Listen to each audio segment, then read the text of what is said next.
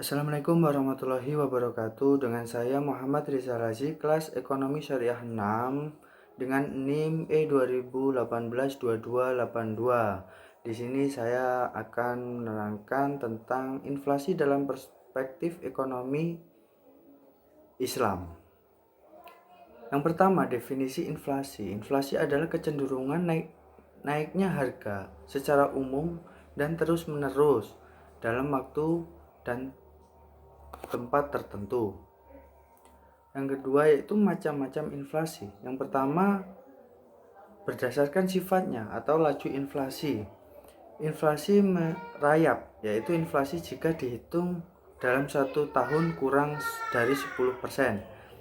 Yang selanjutnya inflasi menengah, yaitu inflasi dalam 1 tahun antara 10-30%. Dan yang terakhir yaitu inflasi tinggi, yaitu inflasi jika dihitung dalam 1 tahun di atas 100%. Yang kedua, berdasarkan penyebab. Inflasi permintaan demand inflation, yaitu inflasi yang berdasarkan permintaan masyarakat yang banyak.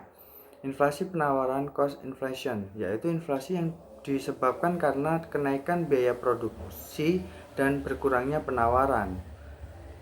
Yang ketiga, berdasarkan asal.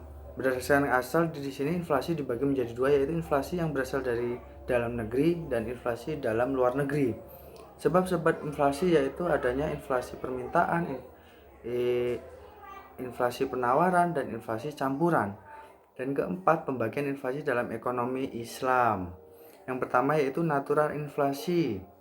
Inflasi yang terjadi secara alami seperti saat akan lebaran dan lain sebagainya pada saat tertentu. Inflasi ini tidak dapat dikendalikan oleh manusia. Menurut Ibnu Al-Makhrizi, inflasi ini diakibatkan oleh turunnya penawaran agresif atau naiknya permintaan agregatif ya, bukan agresif ya.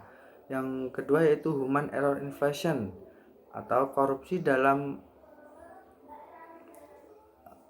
admin yang buruk. Sesuatu yang tidak dikendalikan maka akan terjadi inflasi.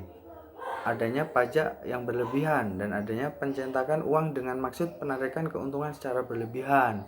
Yang kelima yaitu dampak inflasi dalam perspektif ekonomi Islam, yaitu yang saya terangkan sekarang ini poinnya, yaitu yang satu menimbulkan gangguan terhadap fungsi uang, fungsi tabungan, fungsi pembayaran di muka, dan fungsi unit penghitungan. Yang B melemahkan semangat masyarakat untuk menabung. Yang C meningkatkan kecenderungan belanja, terutama untuk barang non primer dan mewah. Yang terakhir yaitu mengarahkan investasi pada hal-hal yang tidak produktif seperti penumpukan kekayaan dan lain sebagainya. Di sini adapun solusi inflasi yaitu cuman ada dua, yaitu yang pertama kebijakan fiskal dan kedua yaitu kebijakan moneter.